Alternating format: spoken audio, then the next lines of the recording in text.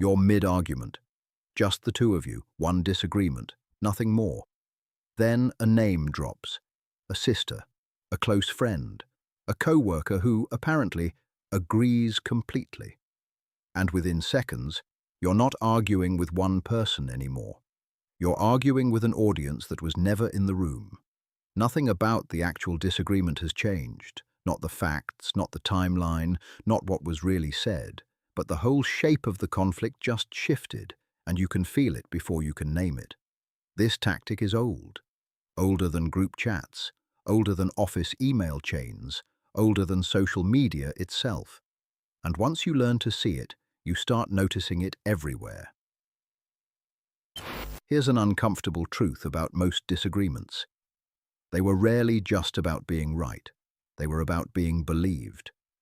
And believing someone gets easier when it doesn't feel like an accusation. A claim lands softer when it arrives, wrapped in agreement from someone else. Someone who wasn't even there for the original argument.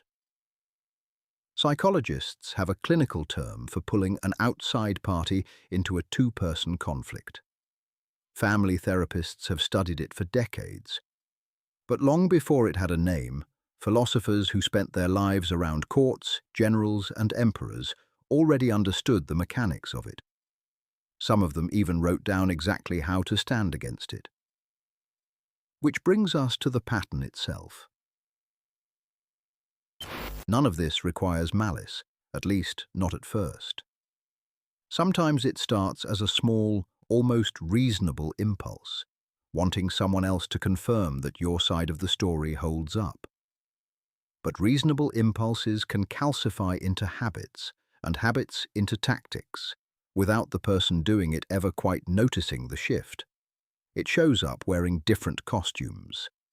A partner who tells a mutual friend their version of events before you get the chance to speak. A co-worker who loops in a manager, not because the manager needs to know, but because now there's a witness. A family member who calls 3 relatives before calling you. By and large, the third party being pulled in isn't neutral. They're chosen, selected because they're likely to side with whoever recruited them first, or because they only have half the story, or because their presence alone makes the disagreement feel bigger than it actually is. But how big does something have to feel before it stops being about the truth and starts being about the numbers? Thomas Hobbes, writing in a century soaked in civil war and betrayal, understood something about human judgment that applies directly here. I quote, "And seeing every man is presumed to do all things in order to his own benefit, no man is a fit arbitrator in his own cause." End quote. Nobody enters a triangle as a blank slate, not the person doing the recruiting, and often not even the third party themselves.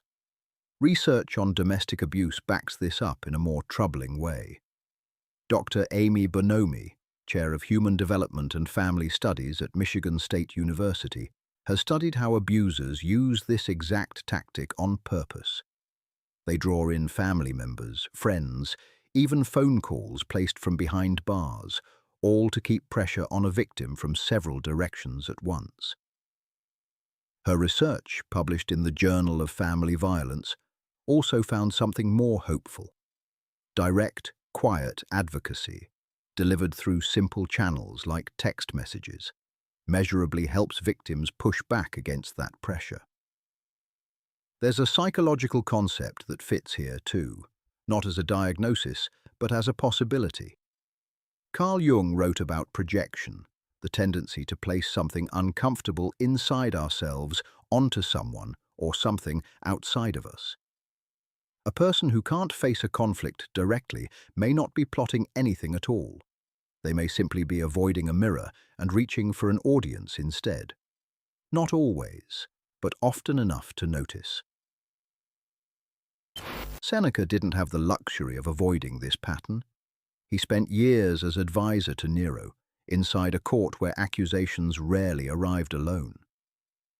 Enemies didn't simply argue with you in Rome. They gathered witnesses, informants, and rumors first, so that by the time an accusation reached the emperor's ear, it already sounded like consensus. Seneca watched colleagues get exiled, and worse, on the strength of testimony assembled long before any real confrontation took place. He knew the loudest chorus wasn't always the most honest one. And yet, in his letters, he kept circling back to a strange kind of peace. Not the peace of winning arguments, but the peace of no longer needing to win them in front of a crowd. I quote, "It helps little to have cast out your own faults if you must quarrel with those of others."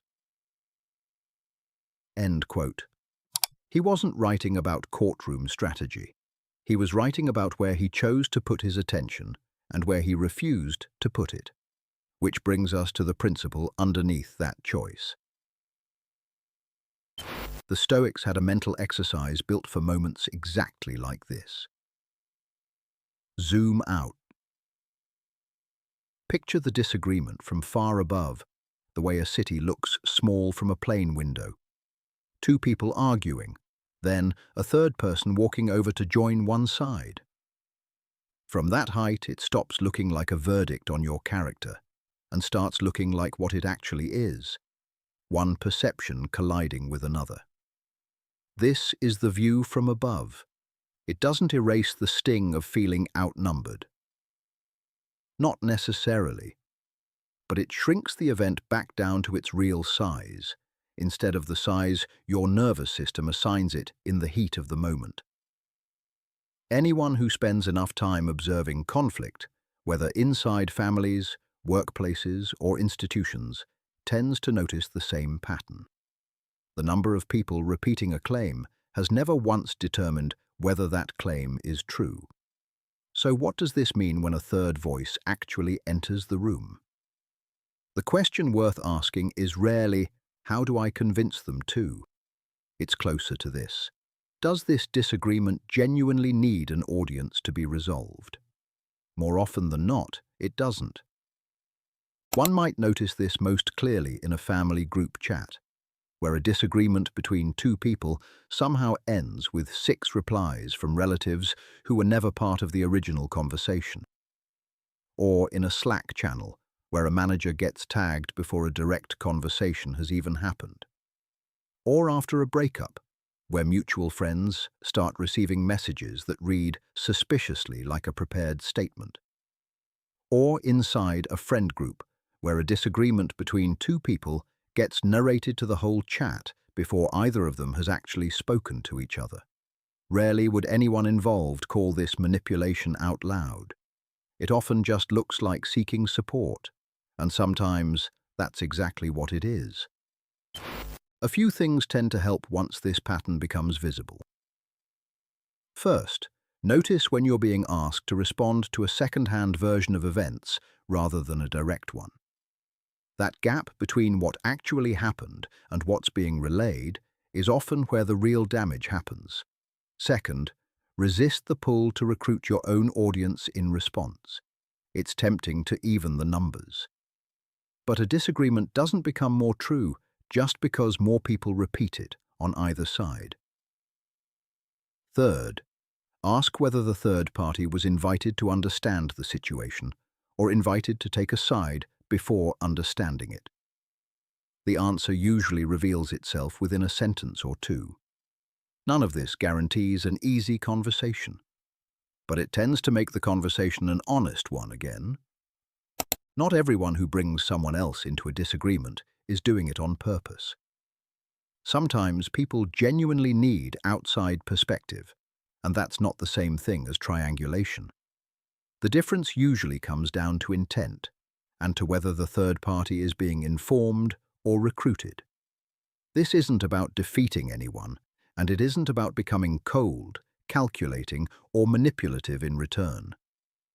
It is about refusing to let someone else's absence of conscience become the architect of your own inner peace. There's a real difference between someone who wants to be understood and someone who wants to be surrounded. Most people, most of the time, already know which one they're doing. The next time a third voice steps into your disagreement, it might be worth asking what it was actually invited in to do. Thank you for watching.